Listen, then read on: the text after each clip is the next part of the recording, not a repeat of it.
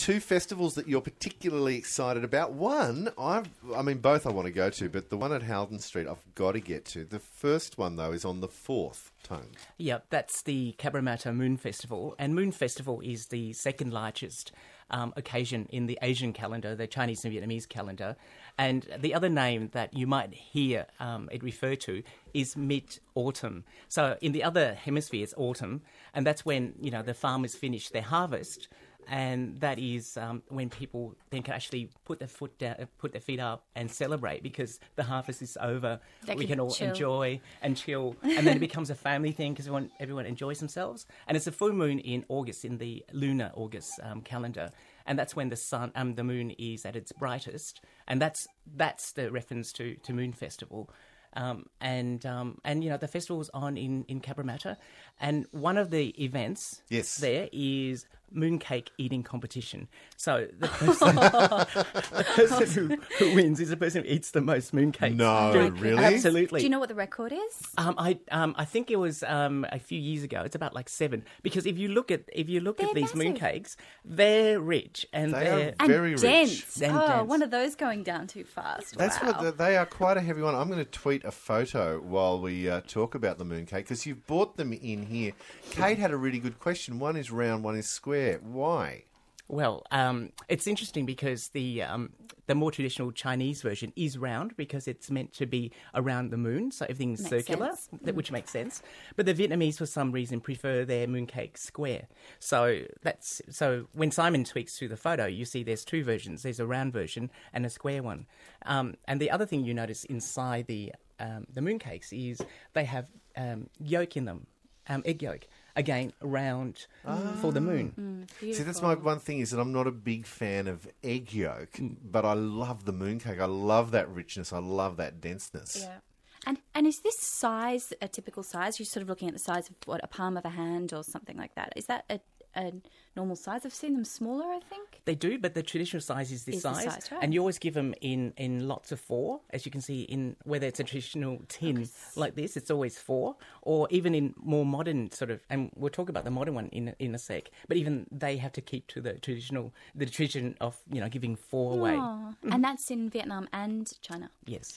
Now I'm going to take a photo of the containers because we all know, and I love the mooncake tin. It's been around for years. It's just your normal square, sort of almost Anglo cake tin that you used to see sort of Dutch biscuits put in, and I'll take a photo of that as well and put it on and tweet it out.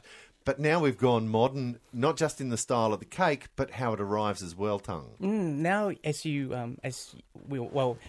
will be able to see when Simon tweets the photos through. There's a new version that looks like a bento box, so it's kind of a square and long, and it even comes with chopsticks for you to eat the. Oh, no way! Yeah, and each of the compartments hold a different type of mooncake, and as you can see, the flavours are different from the traditional lotus seed and yolk. You can get anything up to chrysanthemum tea, green tea and apricot, glutinous rice, pandan lotus, and these are my 2 favourite. These are the most contemporary as you can get. German Black Forest cake. No. And tiramisu. So what's tiramisu? Tiramisu, which is what's Shanghai origins, isn't it? Well, if the Macaus can claim Portuguese tarts, I'm sure they can claim German tiramisu. What do the old school think of the tiramisu mooncakes? It's interesting because the old school won't go anywhere near it, of course, but it's the younger people who really do want to try things different. And the other thing with the more modern mooncakes is that it's not as sweet.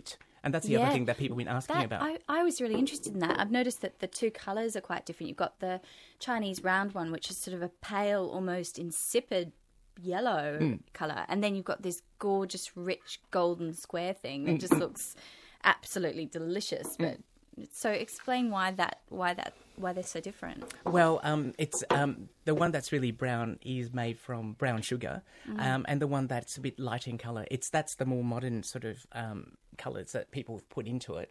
But it has a lot less sugar, and that's the main difference between them. So the sugar browns the top and gets it all exactly. But this is the thing you're funny, getting back to sort of what we're all excited about. Your grandma's lemon delicious, wouldn't stand up on a modern palate today, No, would it? I was saying to Simon that I was testing one of her recipes for a cookbook I'm writing at the moment, and my grandmother being Margaret Fulton, and I was testing her recipe for lemon delicious pudding, and it's a great recipe, it's faultless, but our tastes have changed, and I sort of put a spoonful and I thought, wow, I just can't eat that. How did I used to eat that? You know, a couple of spoonfuls of that and I'd feel so full and sort of like I'm going to get some, sugar disease. But so I just basically cut the sugar down to a third of what the original recipe had. And that to me it's still sweet. It's still a very sweet pudding. But yeah, I think modern taste, our tastes are changing, aren't they? On 7:02, ABC Sydney, 28 minutes past 11, very shortly off to the home of Robbie Buck for Sunday brunch. Meantime, inside Cusine at Kate Gibbs, or kategibbs.com and Noodlies.com, looking at what they're excited about. Thang, I still remember the most amazing breakfast and the crispest, most softest falafel I've ever had in my life. We had it at Haldon Street at Lakemba Mosque at our outside broadcast there. Another opportunity to go back to Haldon Street soon. Yes, on the Saturday, the 10th of September, is their big festival, and that's actually Canterbury Council's biggest festival, and it's a 12th year. And the history of this festival is it was created because of the Olympic torch going through the festival. So they wanted to get people on the street to kind of celebrate the event, and it stayed on 12 years later, and now it's the largest festival in Canterbury Council area. So they close off Haldon Street? Yes, and the thing that I encourage everyone to do is to go and taste the different food. And of course, it's very strong Lebanese influence in the area. But the stores that will be there will be Nepalese, Turkish, Pakistani, Indian, and my favourite, and I always harping back to this, a Christmas Island restaurant. So a restaurant that serves food from Christmas Island. And this is an amazing story, not just behind the restaurant, but how it evolved. If we can squeeze it in, tell me about it. I'll do a really quick thing. She actually came over almost 30 years ago from Christmas Island, and at that time they didn't have an airport in Christmas Island, so they arrived by boat to Bunbury. Is all this sounding a bit familiar? And then she moved to Port Hedland a bit later. Wow. Where she started to cook at stalls and she went to festival stalls to sell her food. And later on she moved to Lakemba and established a restaurant there. Now the interesting part of that is now there's a whole group of new asylum seekers going through Christmas Island who live in Lakemba who are eating at her restaurant.